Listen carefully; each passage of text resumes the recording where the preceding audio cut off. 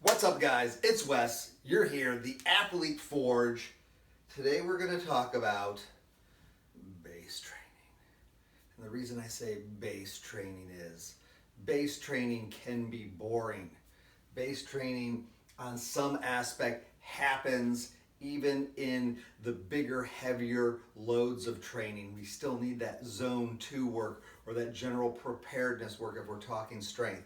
So, I usually find when people understand the why, they're definitely more apt to have a smile and execute what they're intended to do, because it's so easy to want to go a little bit harder, a little heavier, a little faster during base training, because that's what our brain says. This is what makes us faster. Au contraire. So let's start to break it down. Not every workout is supposed to be cowboy style, guns a-blazing, let's get after it, highlight reel on social media. And I actually find social media to be very detrimental to this. I'm guilty as charged. I'm not really going to show you my base training. I'm going to show you the highlight reels of the good, fun, exhilarating stuff. But what goes on behind the scenes? And typically I can tell you, your training is going to be about 70% of this boring zone 2, general preparedness, basic stuff. 30% is going to be the highlight reel, the super fun stuff, the intervals, the 1-rep maxes, the sub-threshold work, all that good stuff that gets us just pumped up, getting after it, Jocko Willink style. So, as we're talking about it, really, we have two different versions of training. We've got our endurance training, our swim, biking, and running, etc. And then we also have our strength training. So we've got base training in the endurance athlete realm. That's what that's the big terminology we hear. And in strength, we call it GPP. There's a bunch of a few other terms, but general physical preparedness. I look at base training and GPP as this. Whatever our goal is, whether it's a race, an event, or just a personal accomplishment, that pinnacle of hitting that goal is us winning the war. It is the main battle. We're going to battle on the sea, and our intention is to show up with the most artillery possible. That's how we win, right? Well, suffice it to say, to bring the most artillery to the war, to the main battle, we need the biggest ship possible. The bigger the ship, the more artillery we can take. Base training and GPP is going to be our equivalent of building a huge, fortified, unsinkable hull that can handle all the artillery.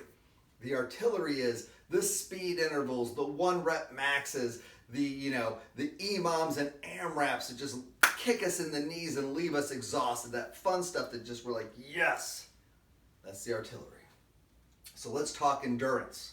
First off, the zone 2, the long and slow workouts, the bikes, the runs, the swims, they're mind-numbing to some extent. We're looking to build aerobic capacity. That's our number one goal here. We're looking to build up mitochondria in the muscles. We're looking to be able to teach our body to produce energy for a sustained period of time. We're teaching it to be able to consume and utilize as much oxygen as possible to be able to give us the speed and the performance and the endurance that we need come the war. So increasing that ability to consume and utilize that oxygen and send it to the muscles, that's eventually going to make us faster. It's going to teach us to be much more efficient. It's going to help in recovery. The more oxygen your body can pump through, that's the primary fuel for what's going to keep us doing everything, okay? It's also going to teach these long endurance rides and runs. It's going to teach us economy. It's going to be mind-body. We've always heard if you want to be a master at something or even just good at something, you need, 10,000 reps. Well, think of your base training as you're getting in these reps. These are all we're getting a little bit better on our posture, on our form. We're learning something new about just the art of whatever it is on each of these rides.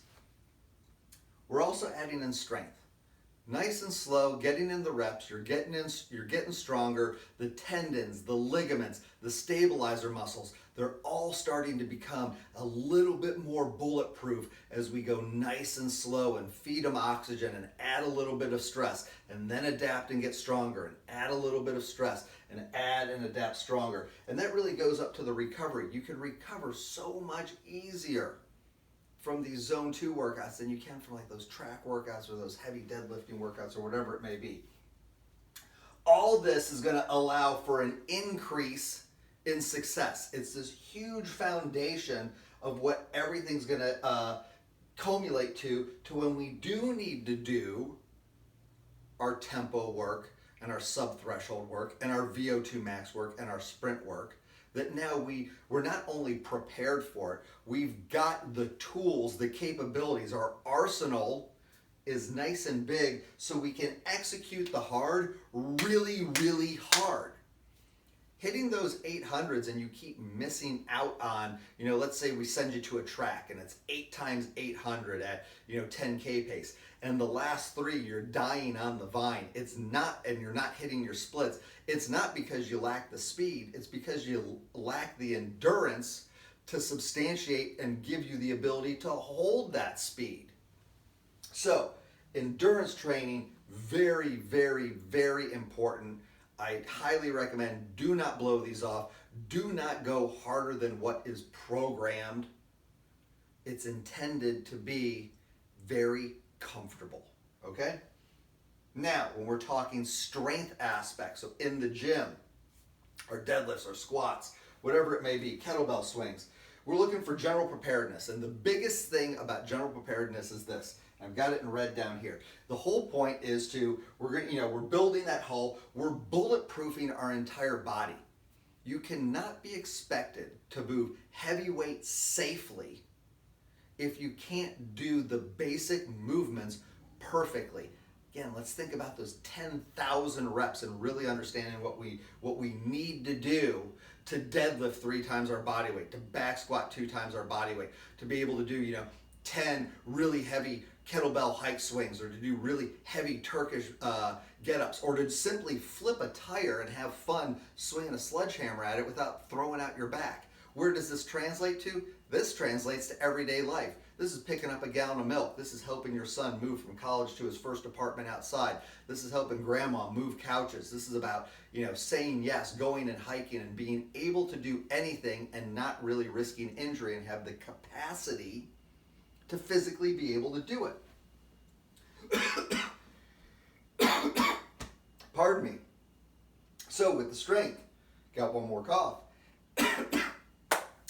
All B-rolls coming in here, man. We got no edits.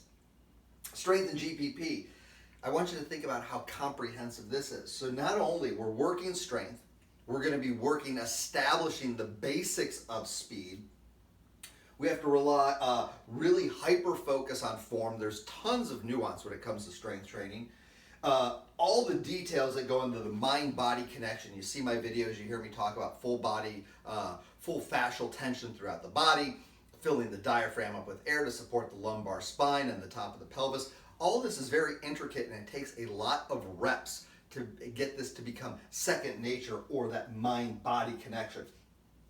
Just the muscular endurance to be able to handle these workloads for extended periods of time. Dexterity, proprioception, the ability for your body to move in space. As we get older, that starts to slow down. There's no reason I'm going to have a client, I'm going to teach them how to deadlift until they can actually simply do a normal hip hinge correctly, as opposed to automatically wanting to go and pick up change in front of themselves. We need to get all these movement patterns dialed in and slowly progressed. Mobility and stability. So there's a lot of things going on with GPP as well that are going to happen all the time throughout the workouts. Now, if you're training with me, what you'll notice is we start out nice and slow, we build up GPP, then we start adding in, we're going for whatever our goal is, adding in kind of that 1 rep max strength or that max strength. But half the workout is still always some level, I call it accessory work, that's tackling this general preparedness. Just like if you're training for, a 5K or a 10K or an Olympic triathlon or whatever it may be, even when or Ironman, Race Across America, as we start to get to more race specific fitness, we're still going to see throughout the week 70% is still fortifying that hull, making sure that our ship is always at any given time war ready to carry the artillery we need. Hope this basics of base training 101 at least sets it into yourself why it's important, and to understand when easy is programmed, go easy. You'll be grateful because when you need to go hard on that 30%, you're going to be more than adequately prepared to really nail those workouts. Cheers, rubber side down, the Athlete Forge. You know the drill. Be built, not bought.